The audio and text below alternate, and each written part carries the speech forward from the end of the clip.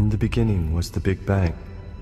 We are told that 13 to 20 billion years ago, everything that makes up the universe as we know it was spontaneously created out of nothing through an unimaginably violent explosion. But did it really happen as we are told? A growing number of astronomers doubt it and are showing why. This is their story, the story of the universe.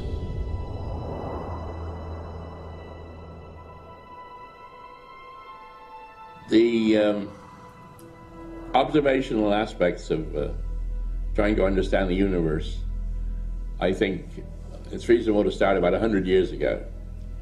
And about 100 years ago, almost everybody in astronomy, without question, assumed that the whole of the universe was what you could see in the Milky Way. Nobody felt that the universe was any bigger than the stars that you see in the sky, associated with our own local Milky Way. And that was the situation certainly around 1905, times like that. They're well-known people who propounded these ideas. 10 years later, Einstein first proposed his general theory of relativity. Now, when Einstein proposed this, it's a theory of gravity, which means that it's a theory which should represent the whole of the universe, because it's gravitational forces that are controlling the universe. Well, Einstein made this theory around 1915, and he immediately wanted to try and use this theory to explain the universe as it then was, the so-called Milky Way system. But of course, the idea of this was that it was a static system. That is, it wasn't contracting or expanding, it was a static system. And Einstein found that his equations did not allow for a static universe unless he inserted a certain constant in the mathematics, which became known as the cosmological constant.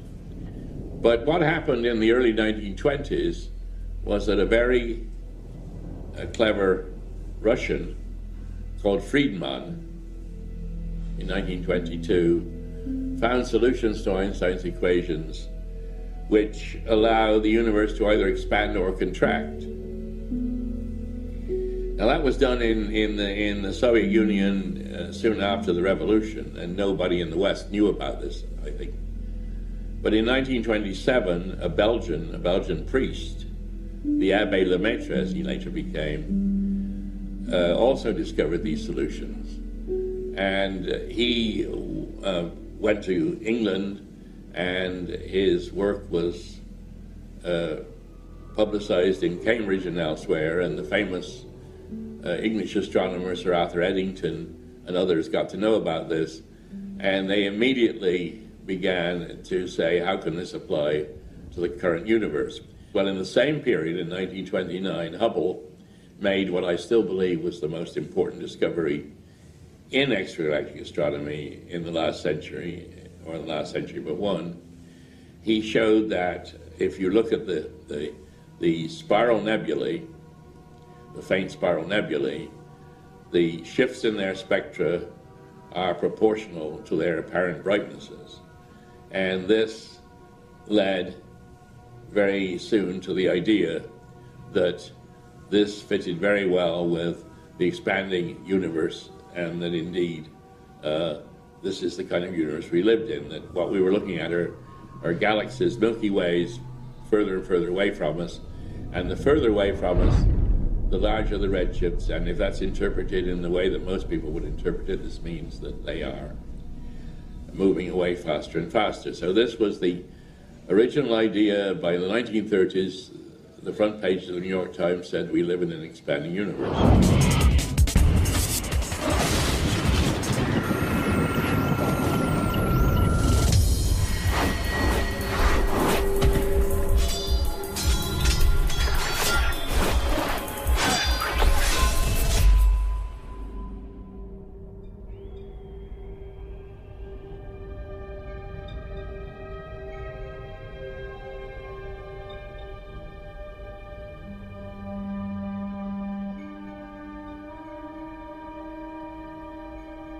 When Hubble made his great discovery, it was for galaxies like our own Milky Way galaxy, and they all followed the same rule. that the fainter they are, the larger their redshift. In other words, the faster they are moving away from us. This is known as the Hubble law, and directly led to the expanding universe theories. But in the 1960s, there was a new discovery, the quasi-stellar objects, often referred to as quasars.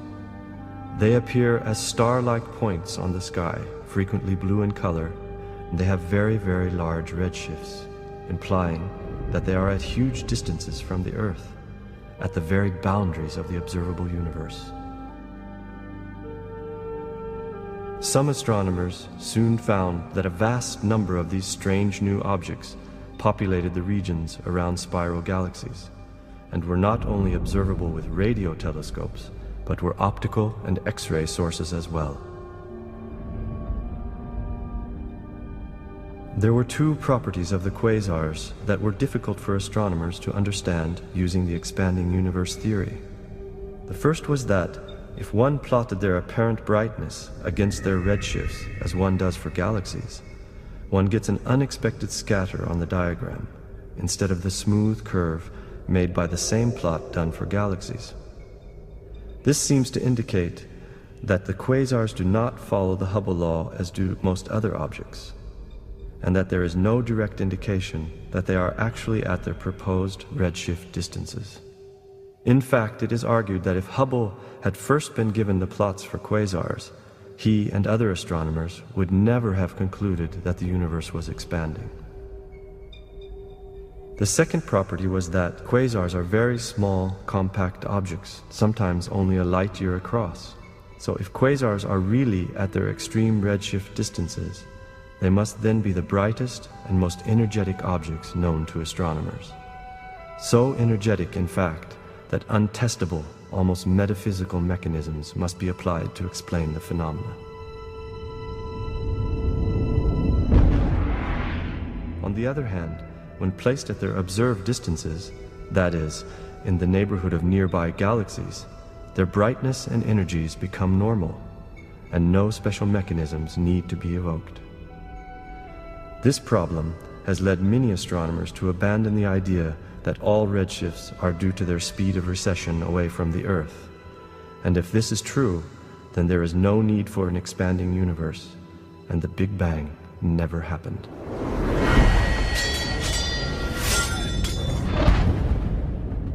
The questions arise. Is there a connection between certain types of galaxies and the quasar? Are quasars ejected from galaxies, and in fact proto-galaxies themselves? Is there some other astrophysical process which can explain the redshift discrepancies? One of the world's most controversial experts on the structure and morphology of quasars, Halton C. Arp, has for 35 years proposed just such an idea. For the heresy of opposing orthodox interpretations of the redshift problem, Arp has had to pay a heavy price, the same price paid by many a scientist with new and innovative ideas. Dr. Arp was forced to resign from his permanent position at the Carnegie Institute of Washington Observatories after the Caltech head of the Telescope Allocation Committee threatened him by saying, unless he changed his line of research, they would take away his telescope time. Due to this fact and his ongoing struggle against the established paradigms, Arp is often referred to as the modern Galileo. I remember when I sent the paper into, the first paper into Astrophysical Journal on the nature of companion galaxies, and I had a lot of them on the ends of spiral arms, so I was sure that they were connected, and I showed that they were systematically redshifted. I sent that in with naive, great expectations that people would be terribly interested and impressed on this. And the editor of the Astrophysical Journal at that time was Subramanian Chandrasekhar, who had a fantastic reputation as a master theoretician and also quite an incomprehensible theoretician, and a tremendously powerful figure in the field, and editor of the Astrophysical Journal, which is probably the most powerful position in the field. And he chose not to, in his wisdom and judicial fairness, chose not to send it to a referee, but he just wrote across the paper, "This exceeds my imagination," and he sent it back to the director of my institute, Horace Babcock, with the obvious implication, you've got to do something about this staff member of yours who's doing these very bad things. And so Horace called me down in the office one day after this, and I walked in his office, into the director's office, and I saw this paper lying in front of him with Chandrasekhar's scroll across it. And Horace looked at me and said, "Well," he said, "this is just too much, and you're going to have to start looking for another job." And so all I could say to him was, "Well, if you send me that in writing, please send me in writing." And I was waiting in great trepidation for weeks and months to get something in writing, and I finally never did, so I realized that he decided to give me another chance, so to speak. So that was fairly early in the game, and then some years went by, and there was the competition for time, particularly on the 200-inch telescope, was getting more and more heated, and people were saying, "Well, we can't continue to give time to this obviously incorrect and embarrassing research that ARP does." So finally they sent a letter to me from the allocation committee, including a number of the younger members of my institute, saying that unless I changed my line of research, that they would have to take away my telescope time.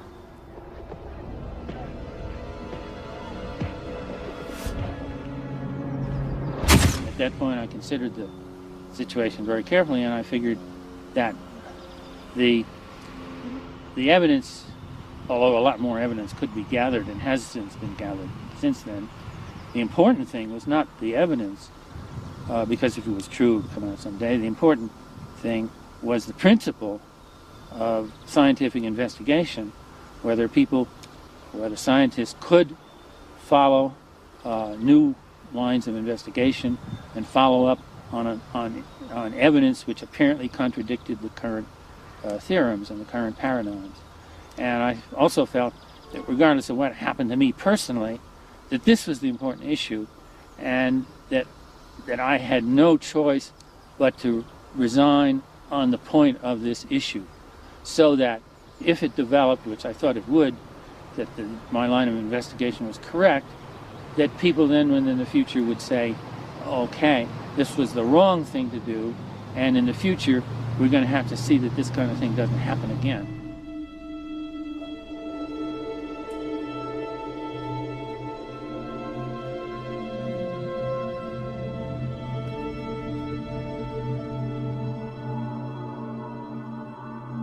The observers come in now with the belief that we live in a Big Bang universe, and therefore all of their ways of understanding things are tailored to that. And they don't come in with the possibility that our alternative, or any other for that matter, is right, and really do it in an open-minded way. And of course what goes along with that is that observers who would like to test this way find it very hard to get observing time and so on. I mean, this relates to the whole issue of whether the complete lack of balance in the way the observational programs and the funding are conducted. There's no question about that. I don't think that anybody would argue about it. I've always said that the cause of the troubles is the American graduate school. You get one person who then lectures to his students in graduate class, and because you have a system, you see, when we had graduated first degree, we were independent. We could thumb our noses at the professor, and in fact the best way to get ahead was to do something that the older people didn't agree with. And you're right, that was the way to do it. And but in the graduate school you all have to learn what you're taught, what the professors are teaching you, and then those people go out and get jobs, and they have another graduate, their own graduate school, and it just tier after tier. You get a few places like Caltech or like Harvard, and they set the fashion for every place. I think there's a problem with graduate education. I think graduate education is not teaching students to think, to be independent researchers. I think it's teaching them to be part of a scientific society. And too much, especially students that are at the so-called elite institutions, I think they're taught too much the paradigm of their advisor. All of us, whether or not we served in uniform, are veterans of a war in which freedom and free government are at stake. Such fullness of knowledge is the direct function of education. Most of us work hard to provide our homes with every possible comfort for our children. We safeguard their health. We strive to set before them good examples of moral living, of manners and deportment. Possibly, we even pamper them. Yet complacently, even carelessly, we commit our children to schools of which we know but little. We cannot meet the complexities of modern life with outmoded school systems. We must keep our educational standards abreast of the swift-moving times in which we live if we hope to preserve our national heritage and our American way of life, the American way. When I was director of the National Observatory 20 years ago, there was a very well-known astronomer now. In fact, she's just won the Cosmology Prize. That's Vera Rubin. She was carrying out a program at Kitt Peak at the National Observatory of observing faint spiral galaxies with a view to looking to their redshift distribution, their velocity distribution. And this was a program that everybody thought was a good program. And so she'd been given observing time, and at the end of about a year, she had completed about a third of her program. And so she actually wrote a little paper pointing out that she was getting results very different from the ones that were expected. And we had our usual meeting. And when we got to her program, which was an ongoing program, so people just looked it over, the leading extragalactic astronomer on my committee of that day immediately said, well, look, she's getting this result. It doesn't fit. It has to be wrong. I recommend that we stop the program. That was his position. And what was interesting to me was I sat there and listened to this discussion. And the majority of the people, because of his level of knowledge and authority, went along with him. So the recommendation of the committee was that we stop the program. Well, I had the last word, so I ignored it. But most people don't. And the peer review system and NASA itself, which is very conformist, will always do just that. That's one of the reasons why the road ahead is hammered out. As Hoyle said, anytime you point a new telescope at the sky now, you're only going to find what you already know is up there. I have a lot of trouble with the academic world, the same as I do with the Bible Belt. It's the same kind of trouble. It's the same kind of trouble. It's because they get a picture of this world which they are sure is right. Yes, yes. And they hang on to it for all they're worth. But you know, I often point out that I am probably more unorthodox than anyone who has ever burned at the stake. It's illegal now. Illegal burning. It's illegal now to burn somebody to the stake in your backyard. Peculiar galaxy NGC 7603, discovered 30 years ago by Halton Arp, is one of the more striking examples of galaxy-quasar connections. It has recently been re-examined after the discovery of 2 new quasar-type objects embedded in the connecting filament. The renowned optical astronomer Margaret Burbidge has for decades been a central figure in the struggle to bring controversial observations such as NGC 7603 to the attention of conventional astronomers. And for her fairness and untiring efforts in the field, she has become one of the most widely respected women in astronomy.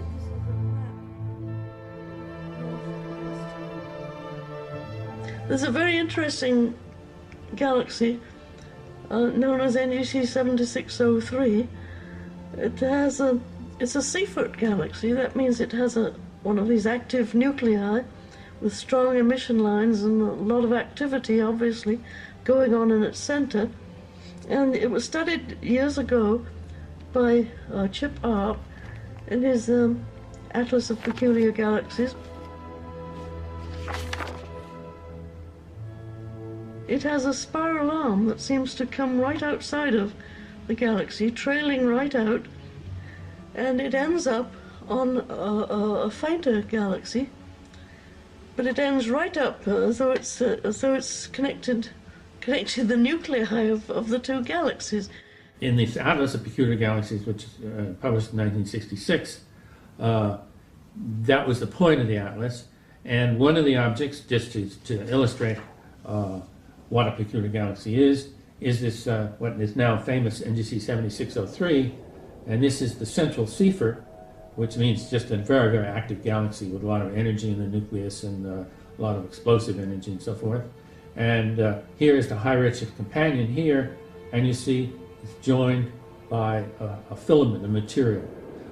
It turns out from the observations that this filament of material is material of the galaxy, gas and dust and stars and so forth. It's been drawn out in the ejection. But the astonishing thing and the controversial matter is that this galaxy is a much higher redshift than this. Now, NGC 7603 has one redshift of about 8,000 kilometers a second, and the other galaxy has a much larger redshift. So how can they be connected? Well, these data were published years ago, and everybody said, well, this is just a chance location of a background galaxy near an interesting foreground galaxy, and that spiral arm has nothing to do with it. It's just the whole thing is just a chance. If you see two objects close together with very different redshifts, you only have one of two explanations. One is, as I say, that a large part of the redshift has nothing to do with distance, and the other is that it's an accident. So the real issue that you come down to is how frequently do you expect to see accidents? If you look carefully at the pictures that were taken of this field, you will notice two faint stellar objects that are in that spiral arm.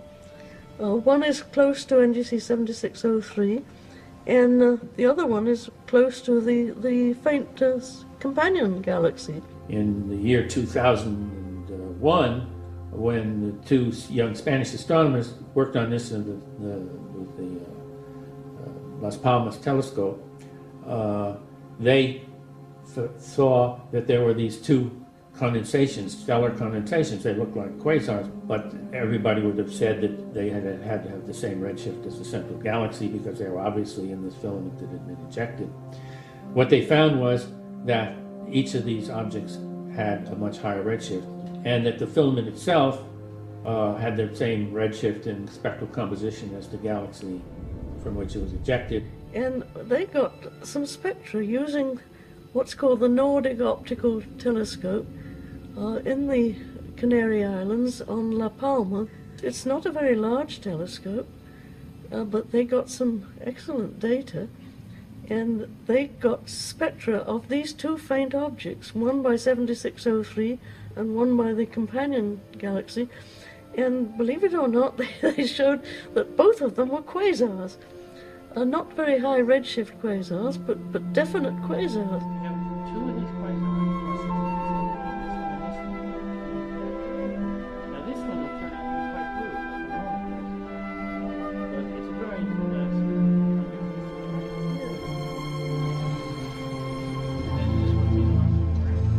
It's a fairly big blow-up. It's a couple of bucks, I think, across. But it looks like it's extended. Anyway, it looks the redshift. So we'll go ahead and move it and then narrow it up.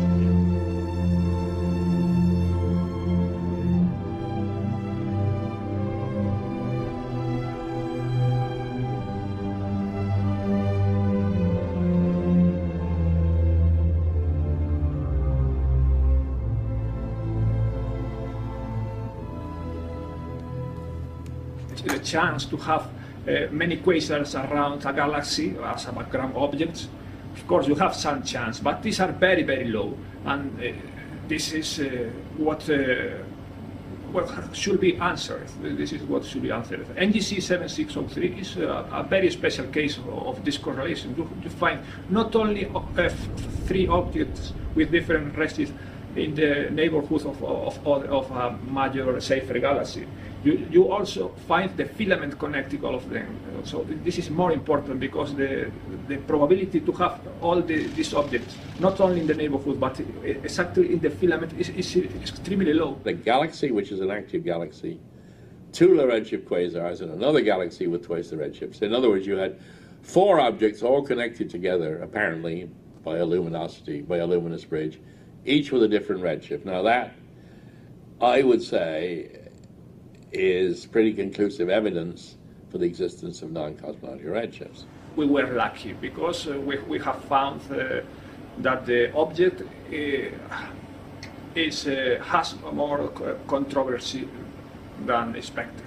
If in the past Chip Art thought, and Barbies and all other people that have dedicated an effort to research this object, if they thought that there were 2 objects connected by a filament with different redshift, now we have discovered that there are 4 objects all connected by the same filament, and all of them with very different redshifts. So the Doppler redshift is discovered.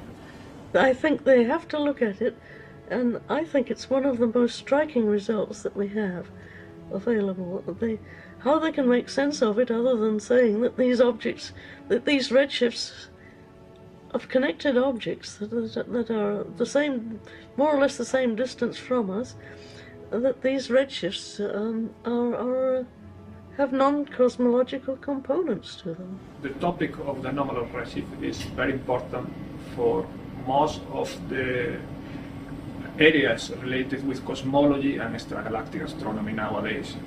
If we assume, as it is done nowadays, that all the redshift are pointing the distance of the galaxy or the quasar or whatever, of course the results will be very different than assuming the other thing, that the redshifts are due to other reasons. The distance of the quasars and the galaxies will be different, the energies involved in the process will be very different, so a lot of astrophysical processes will have to change. Conclusive evidence that the expanding universe was not correct, and that the redshift distance law was not correct, and that we had to have some way of creating new galaxies with high redshifts. It is normally argued that the Big Bang, for instance, the Big Bang cosmology, is against the anomalous redshift question. And of course, the Big Bang theory is the most important theory that we have nowadays to explain all that we know about cosmology, which is not too much, in my opinion. There's a large body of work going on, observational work, theoretical work, which is based on the assumption that quasars are at their cosmological distances. If it turns out seriously that we're right, then all that work is in vain. We don't know anything like as much as we think we do by saying that the quasars are far away. And that's another huge problem for people to face up to.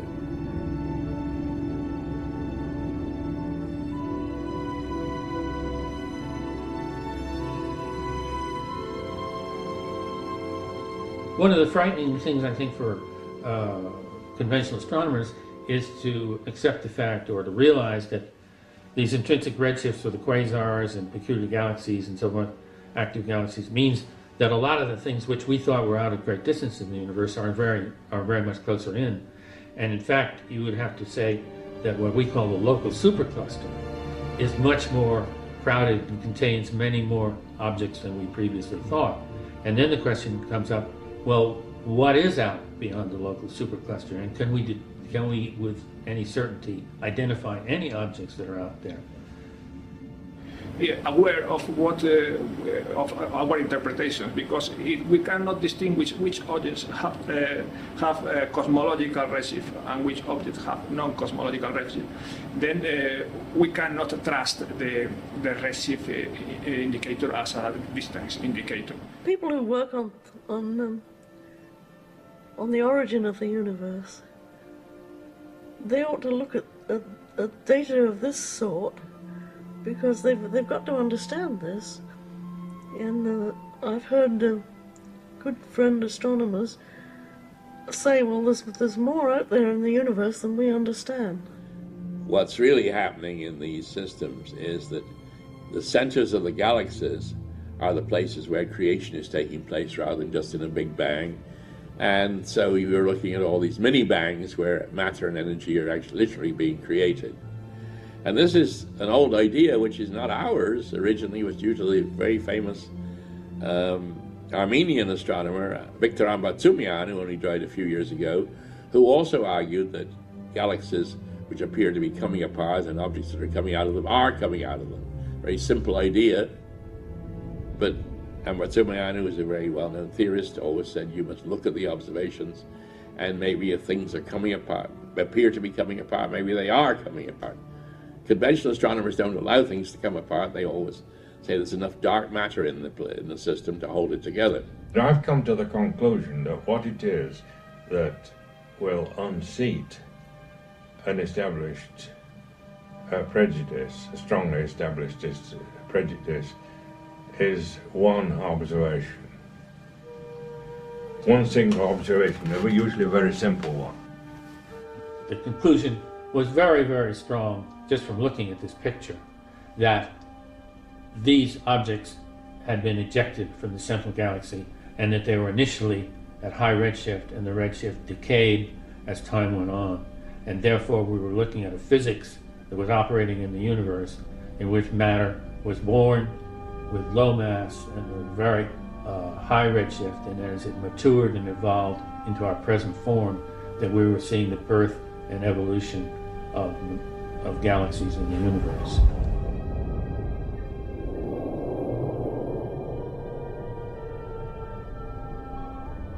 If protoquasars ejected from the nucleus of active galaxies themselves evolve into new, younger galaxies, astrophysicists must find experimentally and observationally the mechanisms which describe this phenomena. One model explains that the protoquasars are ejected, trapped in the galaxy's extreme magnetic field, aligned along the spiral arms, thus explaining the torn, disturbed features often observed in the galactic medium, and the frequent appearance of high redshift companion galaxies attached by filaments to a lower redshift parent galaxy.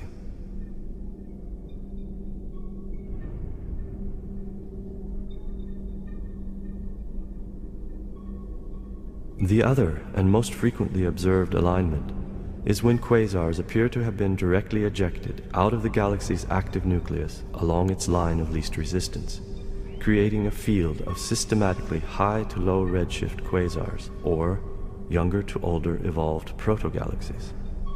This is exemplified in innumerable systems like the one around the galaxy quasar field of NGC 3516. If one disregards the proposed redshift distance to these objects, observation clearly points to ejection as a likely explanation for their close vicinity to the central galaxies around which they are found. These results, though preliminary, are promising developments which may lead the way to new and exciting insights in cosmology. One of the best and earliest of the really controversial things was a Seafoot galaxy known as NGC 4319, which Chip Arp discovered that it has a protrusion coming out in the south direction from one of its spiral arms, and ending up on another galaxy known as Markarian. And people have tried to explain it away in all kinds of ways, and then tried to take false pictures to show that it's not there. But I've seen the good pictures, which were the first really good pictures were taken by Jack Sulentic. NGC 4319 was part of some work that I did in the early 80s when I was a young astronomer, a young faculty member, and people were coming up to me and saying, oh, I've written a paper to show that what Chip Arp has done is wrong. There were at least 3 famous papers right around 79, 80, 81, and it took about 5 minutes to look at these papers to see that they they were flawed. And one of them was a paper that claimed to show no connection between NGC 4319 and the quasar Markarian 205. So at that time, I had the opportunity to work at JPL using the new image processing facilities that had been developed for the Voyager program, in fact. And it took 1 hour's effort to show that there was some kind of a luminous feature between those two objects. I don't know what it is, but there's no question that there is a luminous feature, and it cannot be dismissed in the ways that it was dismissed in the early 80s. Suddenly there appeared press releases from Space Telescope Science Institute, which was the research arm of NASA's Hubble Space Telescope. And this press release said that they were not connected, and it gave a Hubble Space Telescope picture. It was not very deep, and you could just see two objects and no connection between them. And in this press release, then they said that that this proved that there was no contradiction with the current expanding universe paradigm. No connection between the two objects. So I looked at their picture, then I downloaded it, and it took me 5 minutes to show that it's still there. Now, I don't know what it is, but I think you face up to the existence of the feature, and then you consider conventional and unconventional explanations. But I was really surprised that they felt it necessary to issue a press release saying, it's not there, it's not real. Well, it's the same thing we saw 20 years ago. But it's hard to get people to look at this because they don't understand it. You see, it's again the non-cosmological redshifts.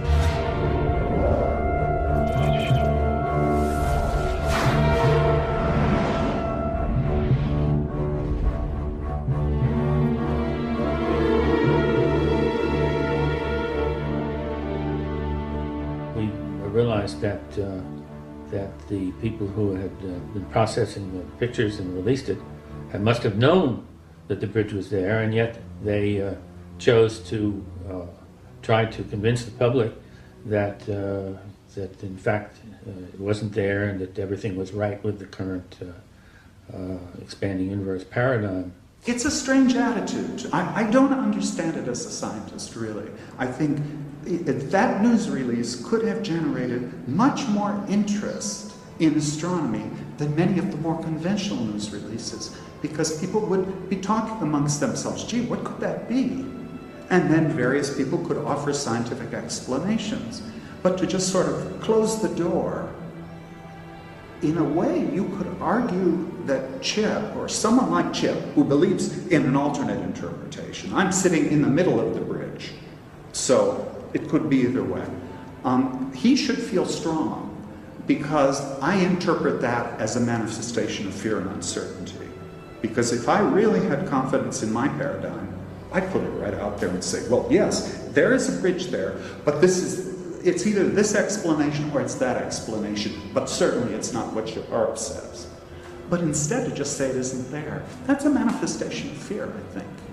This misrepresentation of the results on a public level, published through a press release from a government-supported institution, which was not refereed and which gave the wrong information, seemed to escalate, in my opinion and my colleagues' opinion, escalate the controversy into a publicity campaign, which was sort of like doing scientific research by press releases in an attempt to defend, as a sort of a last resort, a dying paradigm in physics. I don't know what more one can do than the data are there, they've been got, we have to make sense of it. I think in one sense they think it's bad to, quote, confuse, unquote, the public.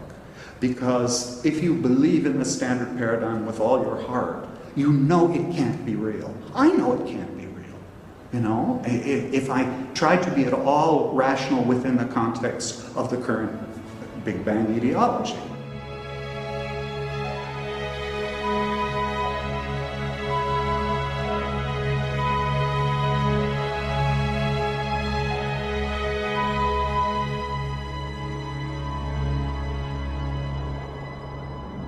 So if you have a cosmological theory that actually starts somewhere. I mean, I knew this when I was 10 years old, I think, sitting out in the backyard swinging with my brother, thinking about what would the edge of the universe look like if we got to the edge of the universe. And we both of us realized, even at that age, that the notion was somehow did not make sense. The universe can't have an edge, and it can't have a beginning, because if it had an edge, there has to be something on the other side, right? And if there had a beginning, there had to be something on the other side of that. And somehow cosmology, a satisfying philosophical cosmology to me, would have to start with that notion that it was always this way and it always will be this way. There's all kinds of things happening in there, but somehow the basic laws of nature are such that this exists. Of course, this is astrophysics, this is science, and everything can be refuted. You have an explanation, you can produce an opposite explanation, so not everything is not so simple. The theoreticians ought to be really looking at this theoretical problem, and the observers ought to be gathering much more data of the sort that we get. But I think they're all a little scared because it's an unpopular subject.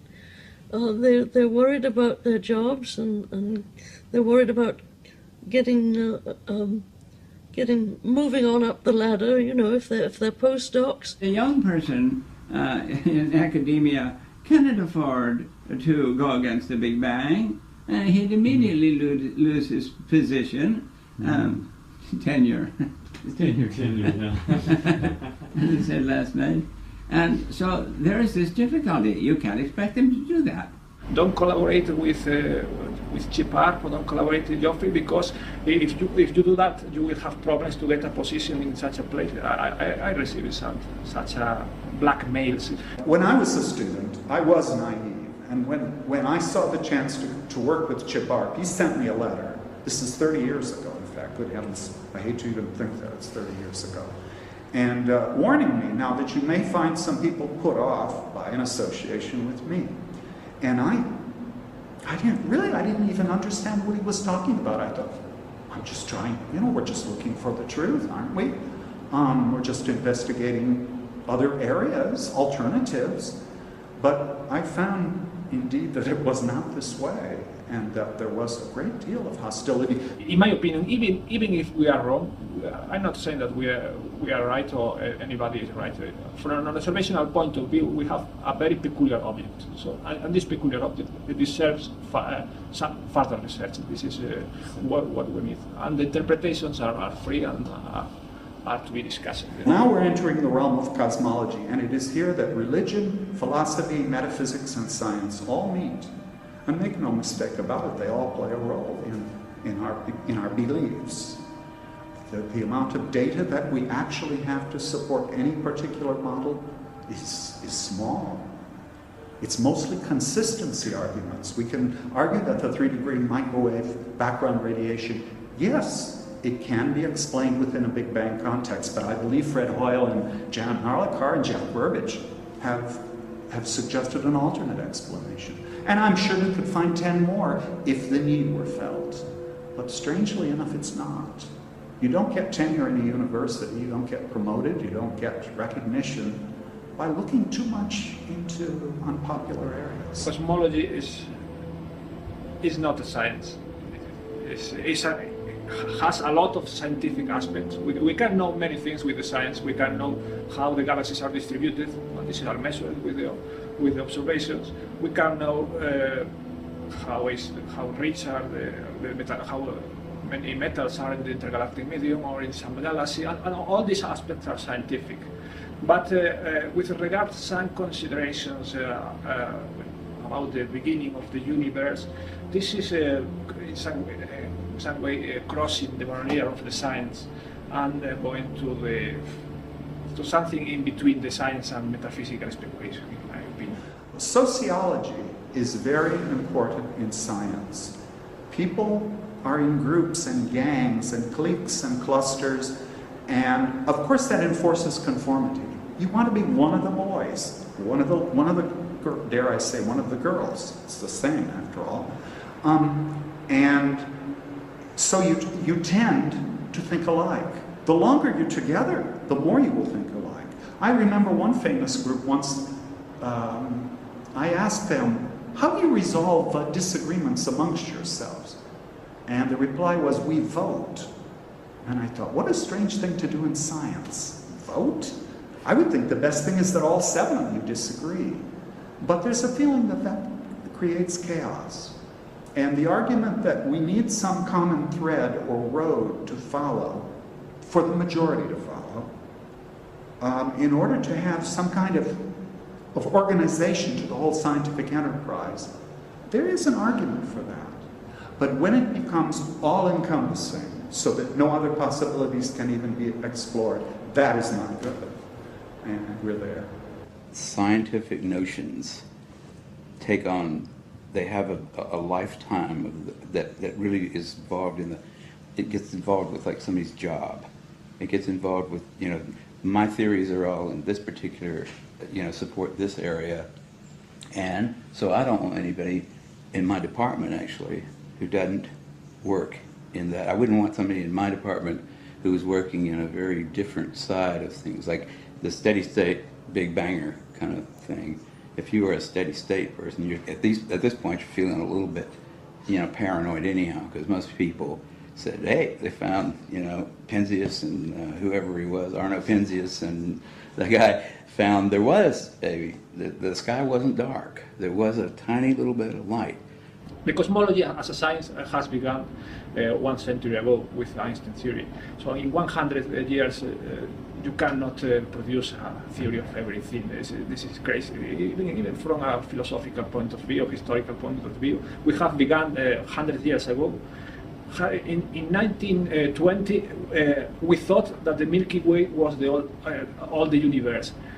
And now you want to produce the belief that in 80 years or something you have produced the theory of all the universe from the beginning to now. This is somewhat incredible, and not very objective. The Big Bang is predicated on the assumption that from a point of view of physics there are no surprises in store for us, which is very unlikely. When you start using words like infinity and perpetual and steady state and all those kind of things, you're really using a vocabulary that was formed here in a quite limited sort of part of the vastness of everything, right? I mean, we developed that vocabulary as a way of finding food, mates, building shelters, that sort of stuff. We didn't develop that vocabulary from vast knowledge or need to know about how the universe works. We're at the level of where the observations are clear, in my view, but the theory is not. And one of the things that you find in science, and particularly in astronomy, is that people find it very hard to believe in observations if they don't have a theory, if they don't have a theory ready to explain it. We also need theoreticians. Observations without any theory don't work. And theory without any observations certainly don't work. And the problem is to get them together. The problem is to get them together. We need some glue. To anybody with an open mind, that should really prove the case that that quasars are associated with galaxies that must ordinary kind of redshifts, while the quasars have higher redshifts.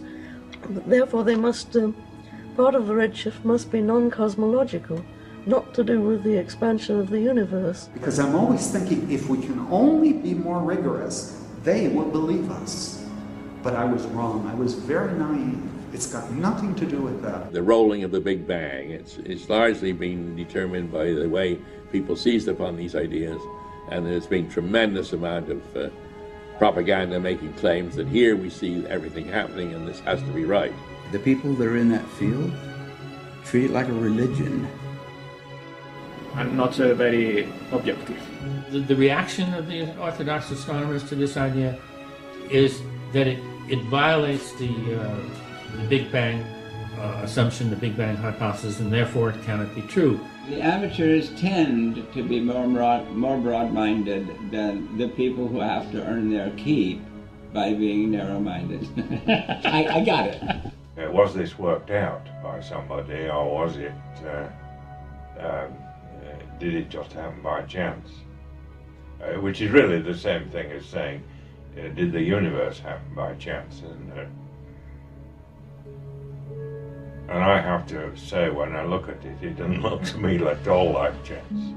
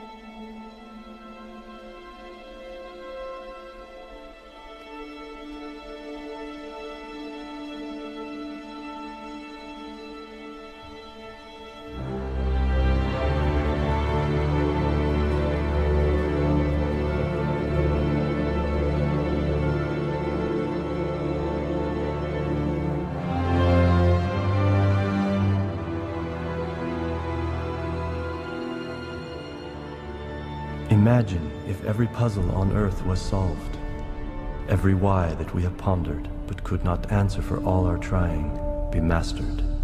Imagine if we all, God's ways, could clearly understand. Will this be reality, or is it just myth?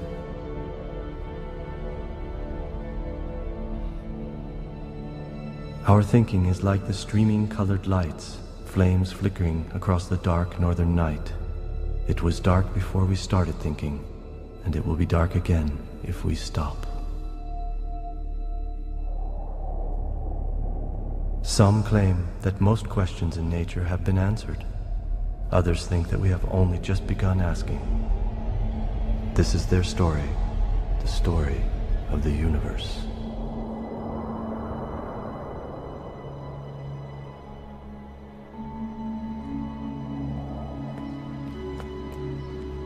Plasmas are found virtually everywhere. They're found in solid state matters at very low temperatures. A flame of a match, a fluorescent light is a plasma. Fire in your fireplace is a plasma. The aurora obviously is a plasma. The sun and all of the stars are a plasma. Lightning is a plasma. In fact, 99.999%, as Alfvén used to say, of all observable matter in the universe is matter in the plasma state. A plasma is an ionized gas. It means a gas consisting of charged particles rather than neutral particles, which is the constituents of a normal gas. The charged particles are electrons and atoms that lack electrons. So it consists of negative and positive particles that interact with each other by means of electric and magnetic fields. The term plasma, as applied to electromagnetics, was first coined in 1923 by the Nobel laureate Irving Langmuir to describe the experiments that he was doing at the time. Basically, plasma consists of charged particles, the electrons and the ions or protons that we know in nature. It can also include charged dust. And in Irving Langmuir's experiments with the charged particles, he noted that they acted almost in a lifelike manner. They tended to develop cells. They acted very much in a way that indicated that they might somehow be related to life. And for that reason, he borrowed the term plasma from the blood plasma.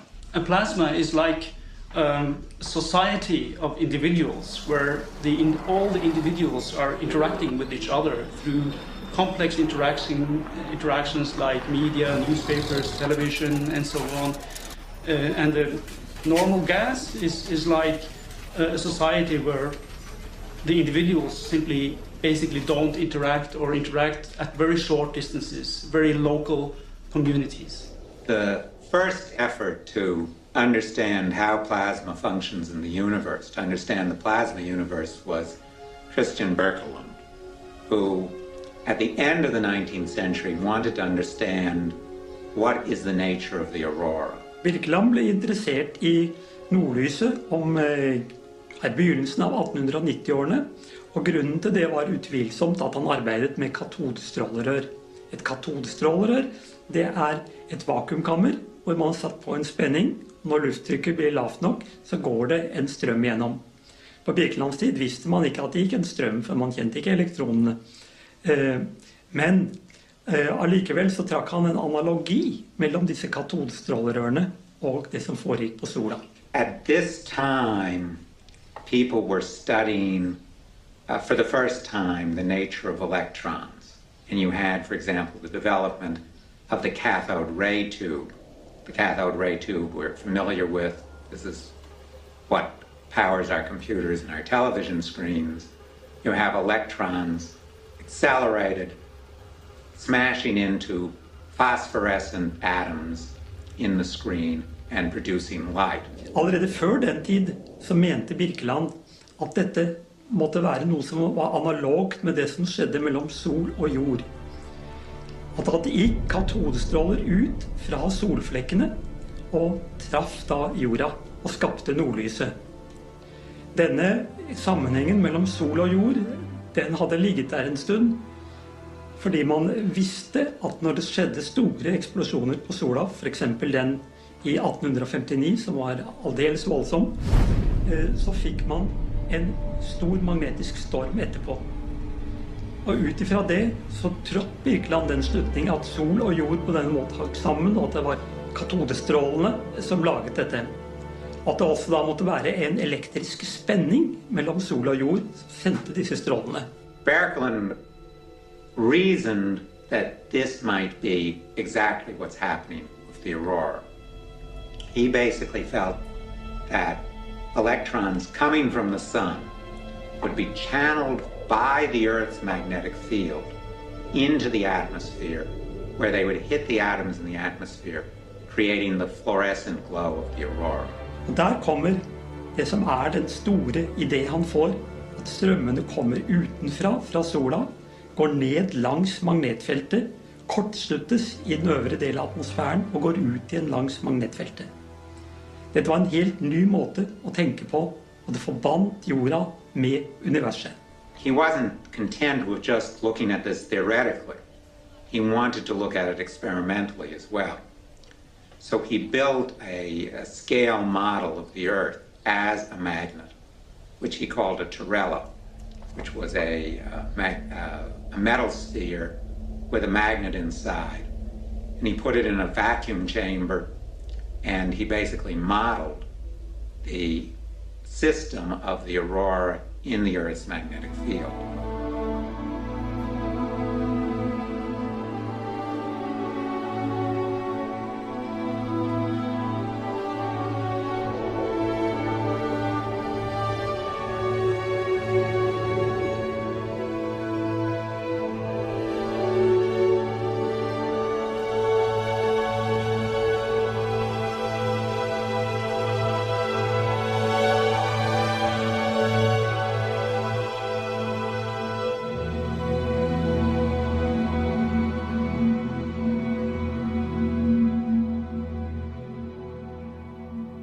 Typisk for Birkeland var hans metodiske framgangsmåte i vitenskapen.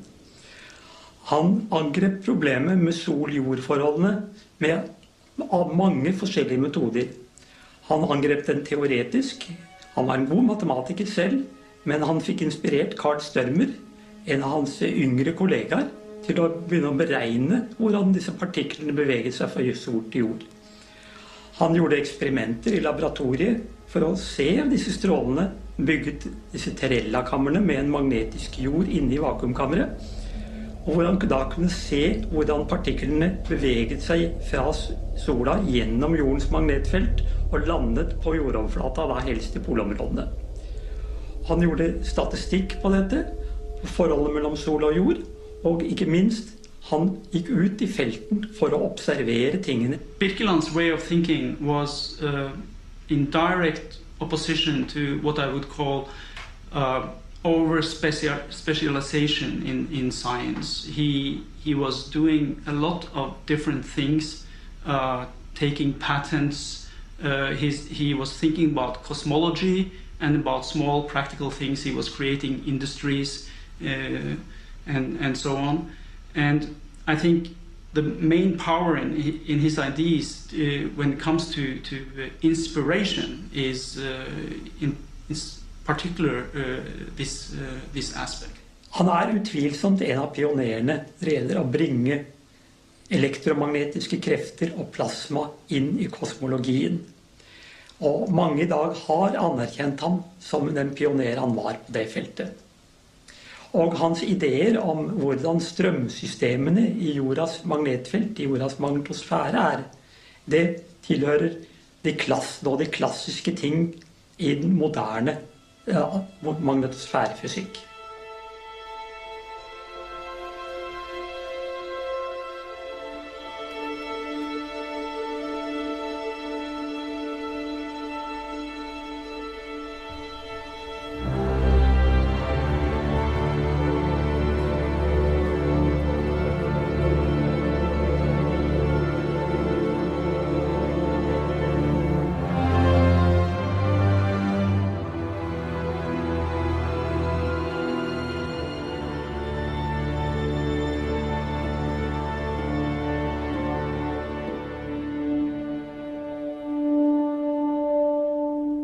After his death, this whole approach of seeing the universe, as Birkeland put it, as filled with all sorts of charged electrical particles, basically fell away. He didn't have descendants, intellectual descendants who would pursue this avenue of approach. Etter Birkelands tid så oppstod det en annen idé om at disse strømmene var skapt var rent horisontale, gikk rundt i horisontale baner i atmosfæren. Og det var først og fremst Sidney Chapman fra England som var talsmann for dette. Han tilhørte de som var rene teoretikere, hadde ikke gjort noen observasjoner selv. Chapman's approach, which is similar to that of many of the Big Bang theorists today, was to take a purely mathematical approach and say, what is the simplest way to express phenomena mathematically? And basically, let's try and fit the phenomena into that simplest mathematical expression. Well, he found that it was very difficult to precisely define the sort of mathematical three-dimensional currents that Berkelen had hypothesized. Remember, this is long before the development of computers. So he found that the easiest mathematical representation was if the currents were all confined to a sphere that extended little beyond the Earth's atmosphere. And therefore he started to model things on this model, which completely contradicted the idea that these currents flowed from the sun and were trapped in the three-dimensional structure of the Earth's magnetic field. Etter sin død i Tokyo i 1917 ble Birkeland stort sett glemt, også i den vitenskapelige verden. Men han må utvilsomt ha inspirert noen. Han var en inspirerende person. Han skapte aktivitet omkring seg. Han sprudlet av nye ideer, og han inspirerte sine medarbeidere. Han inspirerte utvilsomt også noen i sin ettertid, og en av dem var Hannes Alfvén i Sverige, som grep fatt i Birkelands ideer om vekselvirkning mellom jordas magnetfelt og universet, og utviklet sin magnet- og hydrodynamikk, og kom i sterk opposisjon til Chapman på grunn av det. Hannes Alfvén simply felt very much in spirit with Birkeland in this respect. Hannes Alfvén was an engineer from the start, and he liked to think about everything as an engineer and not in very abstract terms. And he realized that it would be impossible for electrons alone to flow from the sun to the Earth. It had to be plasma flowing, because if the sun gave out a flow of electrons, eventually it would become positively charged, and that would prevent the flow from continuing. So his theory was that there were ejections of plasma from the sun. When these blobs of plasma hit the Earth's magnetic field, they would distort it. And if the distortion was enough, you would have things called magnetic storms. It took many years before Alfvén's work in this area was recognized. And the main reason is that his work was so simple and so obvious that even the brightest people did not really realize the impact what he was doing. He also developed at this time a more elaborated theory of how the electric currents concentrate themselves. Because of course when you look at the aurora, it isn't just a continuous glow. It's this fine sheet of filaments. And these filaments, Alfvén knew, occurred because of what's called the pinch effect, which is if you have currents flowing through a plasma, any plasma, the currents produce magnetic fields. The magnetic fields interact with the currents in such a way that the currents are attracted to each other. So if you start out with an even distribution of current, the current will filament. It will become tiny concentrated filaments of current pulled together by their own magnetic field. The essence of magnetohydrodynamics is to boil down the very complicated motions of plasma particles in magnetic fields into a simple model that visualizes the plasma as a fluid that is electrically conducting. So it simply is a fluid where currents are allowed to flow, and the currents are interacting with the electric and magnetic fields and dragging the fluid with it. Another way to see it is that the fluid is dragging the magnetic fields with it.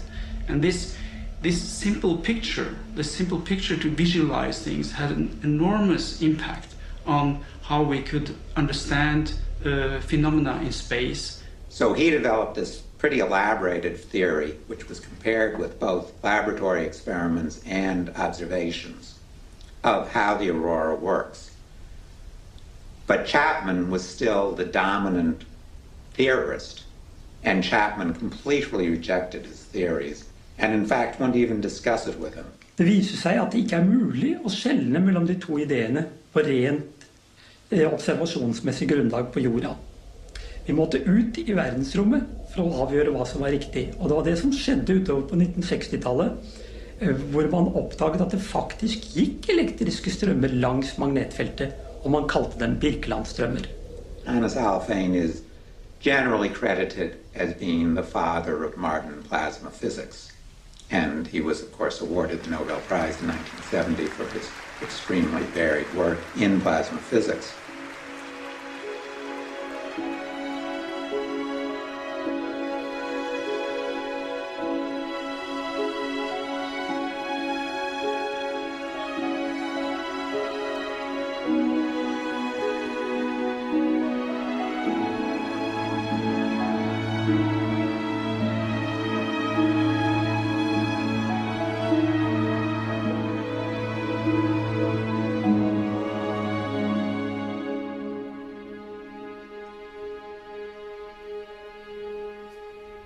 Now, by the time that satellites and space probes had begun to demonstrate that Alfvén and Falthammer's and his colleagues' ideas about currents flowing through the solar system were correct, that such currents really did exist, and people began to accept that these currents, much stronger currents during the early days of the solar system, actually had a role in the formation of the solar system, in compressing gas and dust down to form both the sun and the planets. By that time, Alfvén had started to move on to larger scales. Alfvén was very eager on formulating very bold theories for cosmology, and basically rejected the Big Bang model, and in this way came very much in opposition to the mainstream of cosmology. Because he reasoned that if these currents flowing through the solar system could have formed the stars and the planets, then could not have much larger scale currents also be the way that galaxies themselves form.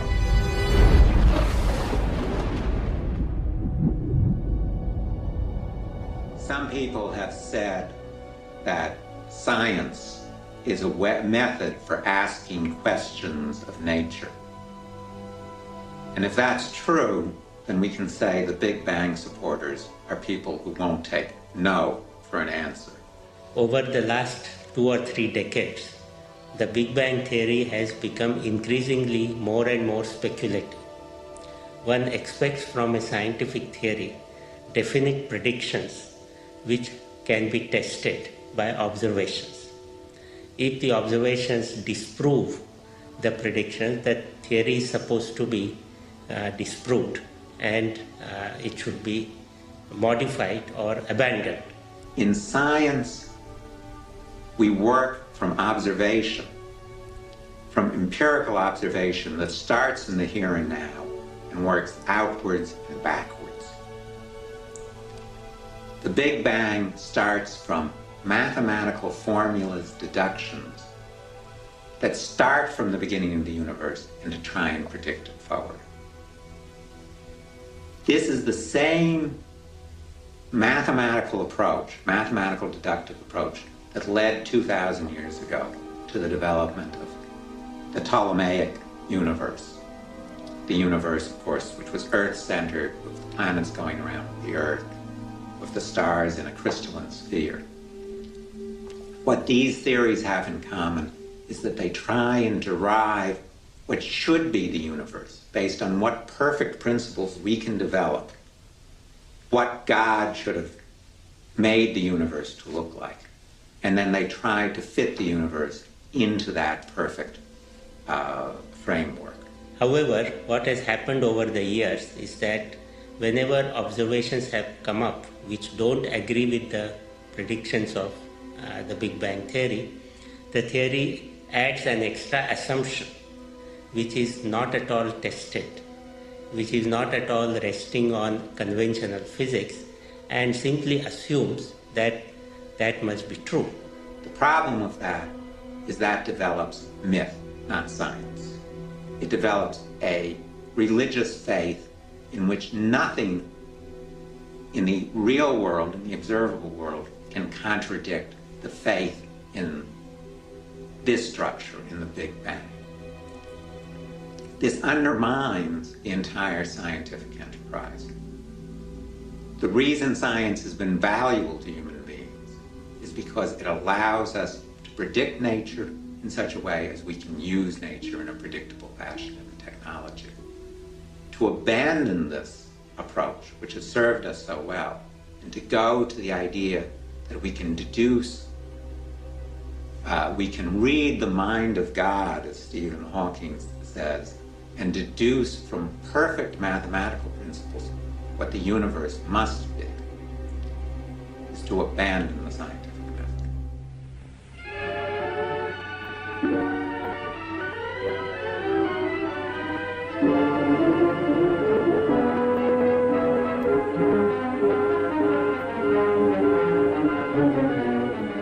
There are those who would say that the story which follows could happen only in a dream.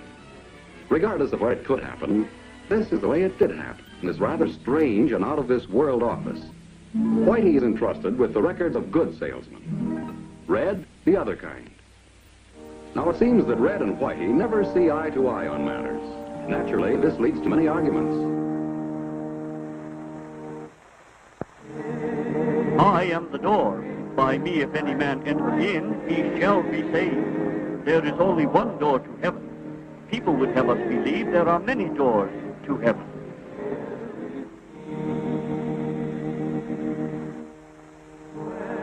No one can enter with a heart of unbelief.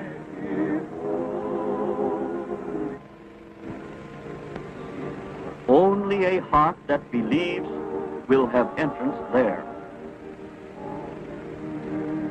I'm going to keep a pretty close watch on these guys. And so will I.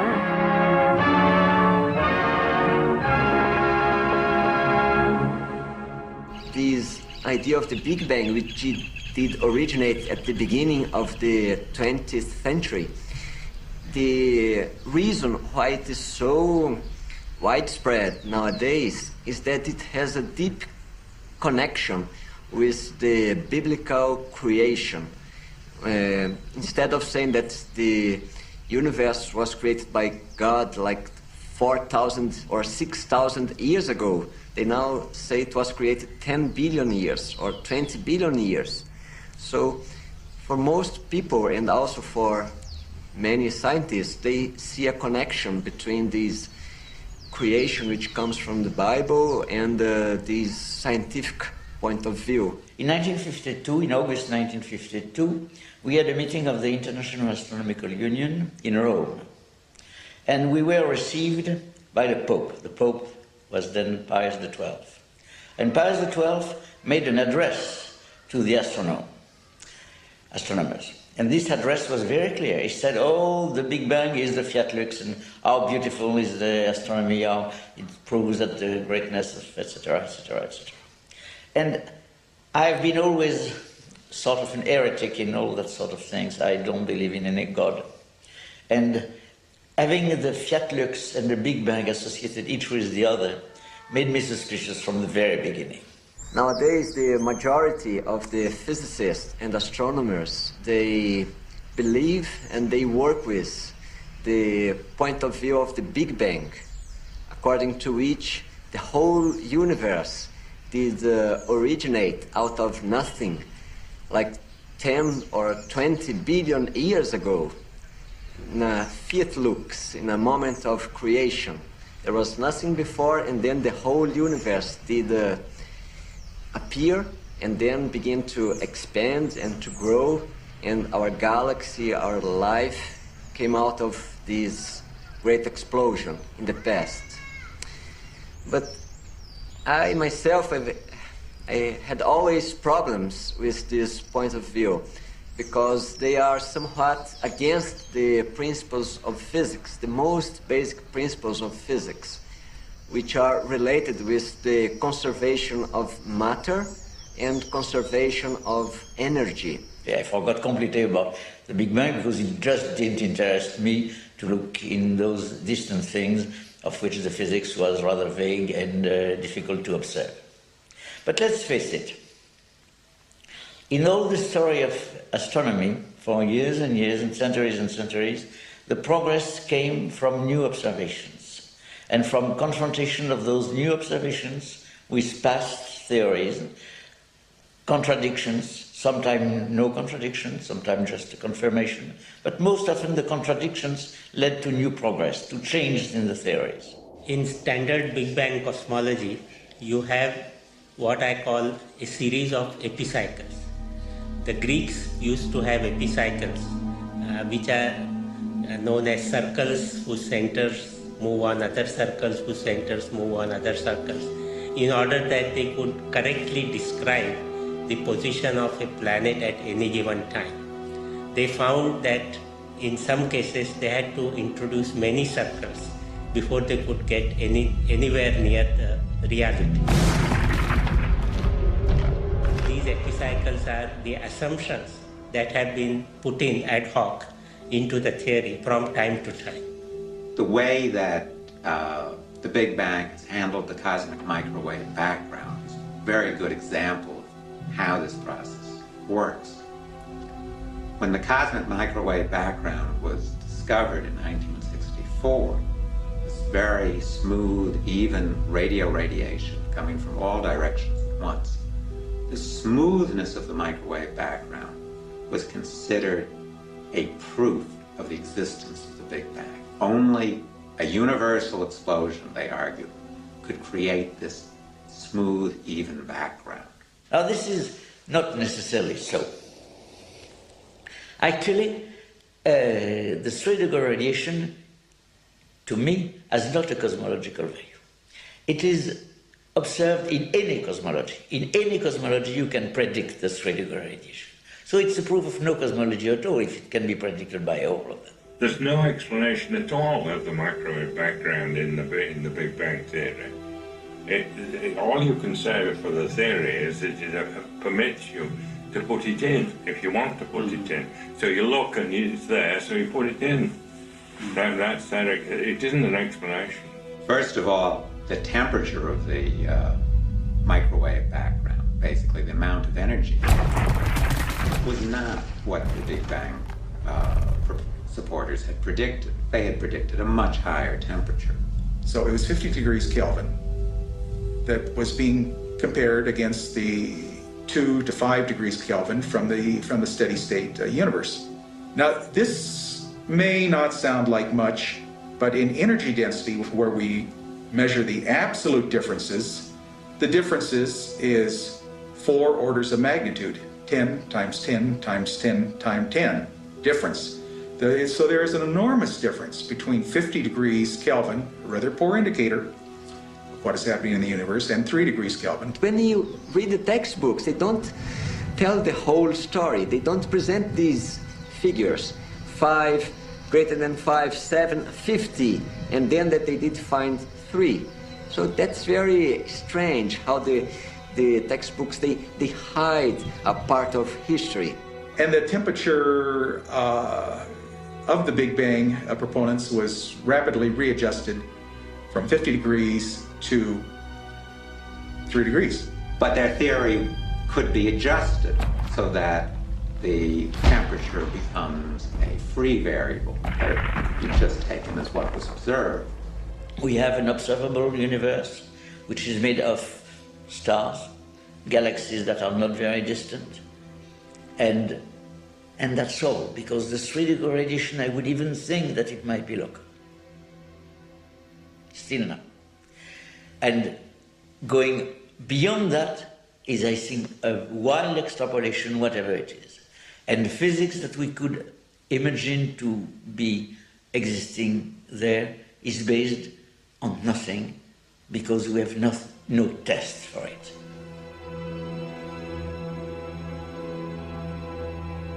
Although Big Bang advocates claim the discovery of the cosmic microwave background radiation as conclusive proof of their theory, History actually shows that there is a long line of well-hidden predictions previous to those made by Big Bang theorists. Not only were these predictions prior to those of Gamow and associates, but more importantly, they were made without any need for an expanding universe, and with far greater precision. This shows us that observations such as the background temperature of space have no preference for one or another theory, and therefore may not be used as definitive proof of any particular model. The fact that a theory is able to describe an observation does not mean that the observation proves the theory.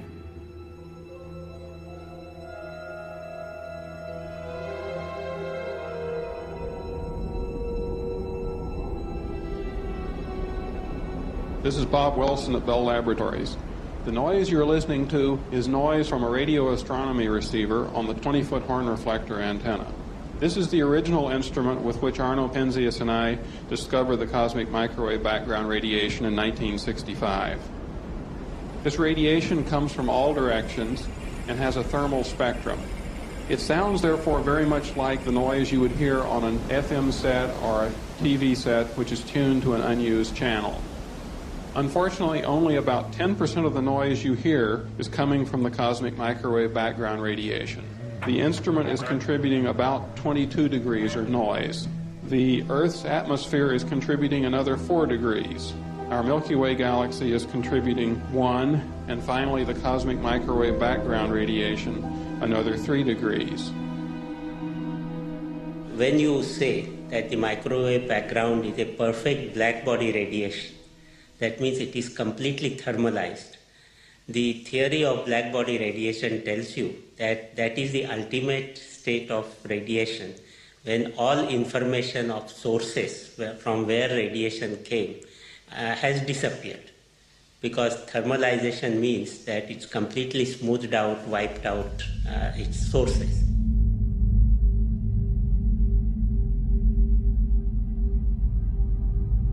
One of the main things that people point to as confirmation that the Big Bang is a valid theory is its predictions of abundance of the light elements. This confirms that the theory is a good theory. But in fact, it doesn't. In fact, observations clearly contradict this prediction of the Big Bang. Big Bang predicts the abundance of 3 elements: helium, lithium, and the isotope deuterium, which is the heavy isotope of ordinary hydrogen. Now, one of the conclusions from this particular hypothesis that you can make deuterium in the Big Bang was that the density of matter in the universe should not exceed a certain value. Now, over the years, in the 1960s, this seemed to be holding out. 1970s, it seemed to be holding out.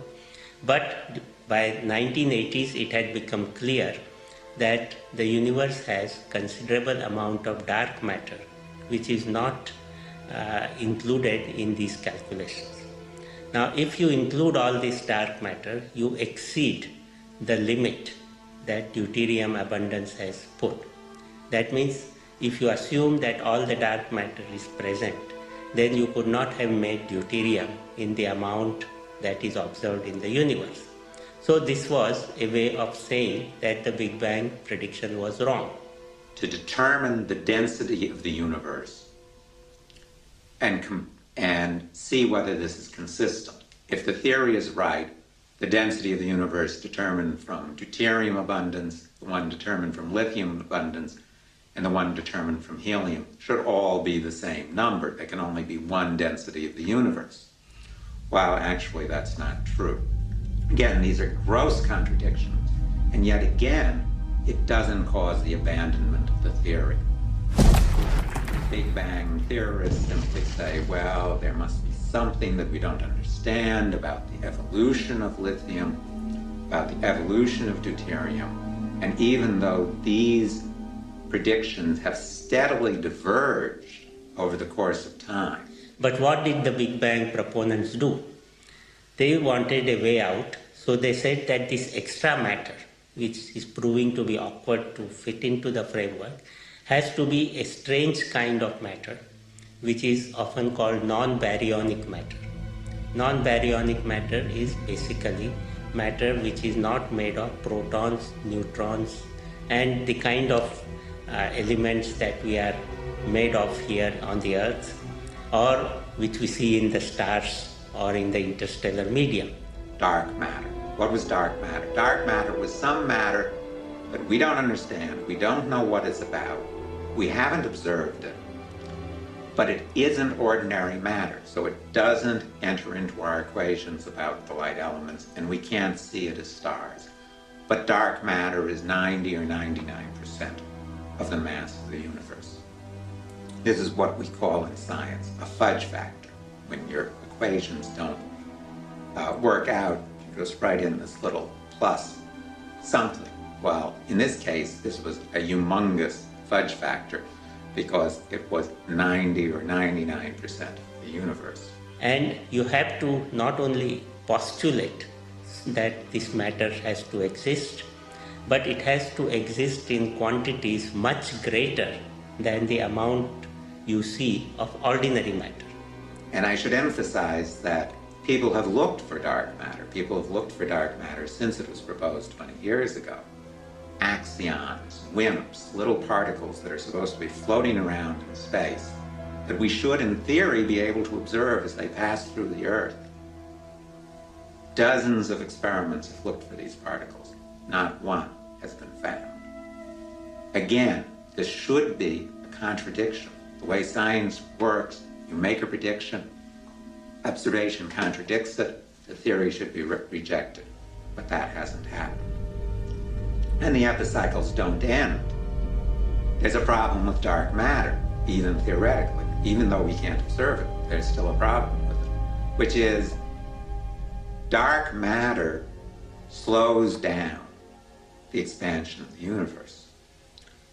So the length of time that the universe has existed, the length of time since the Big Bang, should be shorter than what's indicated just by linear expansion.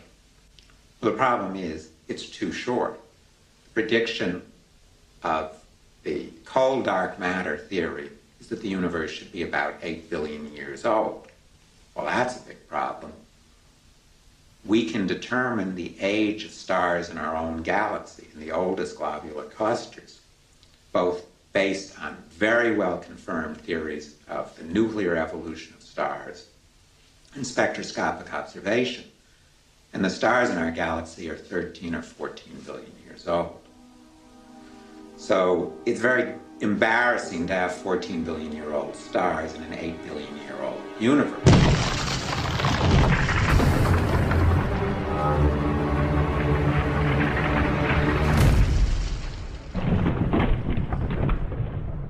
In addition, they went into dark energy. Now, why did dark energy come in?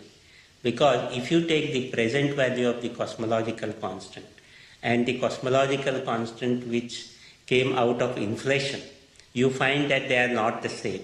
Not only they are the same, but you have to find that the difference lies in something like 108 orders of magnitude. Now, can you imagine a physical theory getting the answers wrong by a factor 10 to the power 108? Yet, the Big Bang cosmologists very coolly accept this and simply put in another epicycle by saying that there is a dark energy which has changed over the time by this factor.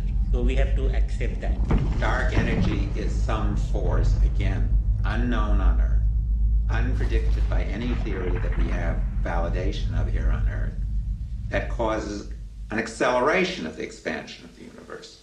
So as the universe is accelerating, and it's older than appears on the basis of the dark matter theory, and it's 15 billion years old. So we solve the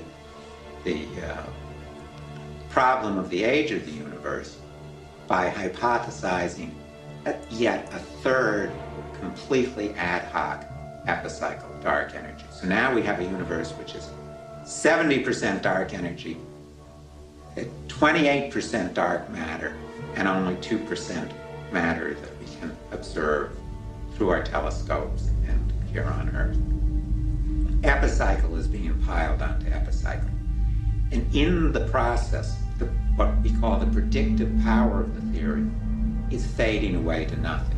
One of the most destructive features of the methodology of the Big Bang is that it conveys the idea that only experts can understand the universe. Only people versed in extremely complicated mathematics can understand the universe. That if dark matter, dark energy appear to be incomprehensible or even nonsensical, it's because you don't understand the mathematics of these complex equations. This is, of course, the argument of the emperor's new clothes. If you can't see the emperor's new clothes, then you must be either stupid or incompetent.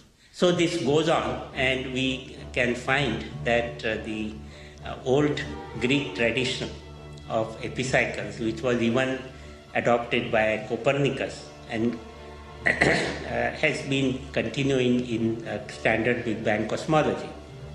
If we go by the history, the Keplerian orbits, which were elliptical orbits, very cleanly and neatly resolved the problem of planets. And the circles upon circles idea had ultimately to crumble down. Now, in the same way, I suspect that the Big Bang theory will collapse under its own weight of assumptions, and a more neat theory, neat interpretation of the universe will emerge.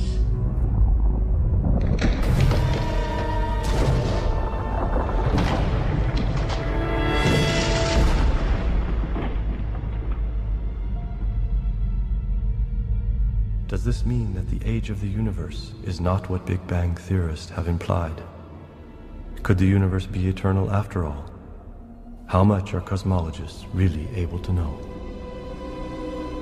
We are now in a stage which can be called a plasma universe. And we are simply not privileged to know what stage the plasma universe evolved from. We do not have privilege to that information. We do not know. We will never know. And this is one major difference between the plasma universe cosmology and the Big Bang cosmology that claims to be closing in on the final answer. The universe described by plasma cosmology is quite different. Here we are talking about a universe with no beginning and no end, an infinite universe, continuously evolving, an evolution that is continuously increasing at an ever-rapid pace. It is a universe in which there is a coherence between what we can understand in the here and now on Earth and what we can understand in the rest of the universe. A universe in which there is no real limit to our ability to understand more new phenomena. And a universe in which we can apply what we learn in the universe in present-day technology. The basic difference between plasma and all other forms of matter, that is solid liquids and gases, is that a plasma produces electromagnetic radiation and also tends to filament. So that we would expect in a simulation, which is what we see, in an experiment, which is what we see, we would expect to see throughout the cosmos a filamentary structure that is a spaghetti of currents intertwining the cosmos. We can use plasma theory derived from experiments in the laboratory, from the basic concepts of plasma instabilities, from Maxwell's equations, and from the well-known laws of gravitation, to describe and predict how the structure of the universe came into being and what that structure is. So the key question is, how could this structure come into existence? Now, in the Big Bang theory, the universe starts out extremely homogeneous, very smooth. This was direct contradiction to the plasma universe that insisted that the universe overall must be filamentary. But what we have today is extremely clumpy matter. When I talk about these huge voids, the structure of voids, the matter inside the voids is less than 10%, perhaps less than a few percent as dense as the average. And the matter in the walls of these voids, where these filaments of superclusters of galaxies are located, is 10 or 20 times the average. So you have extreme clumpiness. Now, what's the problem for the Big Bang to explain this? There's a huge problem. There is not enough time since the Big Bang to form these structures. These structures are older, much older, than the time hypothesized since the Big Bang. Now, again, in interpreting the observational information, we can again go to the laboratory, which we are privileged to diagnose in any number of ways, in any number of directions, and run any number of experiments, which you can't do with the universe. But we also turn to the supercomputer simulations. Now, what a simulation does is that it allows you to model the plasma, regardless of size, put in the rather few basic initial equations, and then follow the simulation through its various nonlinear stages and the different morphologies or shapes that the plasma will take. In Tony Peratt's simulations, as the current spirals into the center of the galaxy, it turns around and moves out along the axis of the galaxy. In that central area where the current is extremely concentrated, there seemed again the potential for violent events. And Alfvén and Peratt raised the question, couldn't this be a way of explaining the extremely violent events that occur in the center of galaxies that are known as quasars, in which huge amounts of energy are released in what, by astronomical terms, is a relatively small amount of time. That is, millions of years compared with the billions of years galaxies exist. Initially, the time frames shown represent 1 billion years or so, but now we're going to carry it out for 10 billion years to see what happens to these double radio galaxies or quasars as the two filaments have evolved into. And you'll see that the tails start to elongate, and fairly soon you're going to start to see a spiral structure. And as we get closer to 10 billion years, the end of the movie, you will see that we have formed the shape, the morphology, the shape of a spiral galaxy.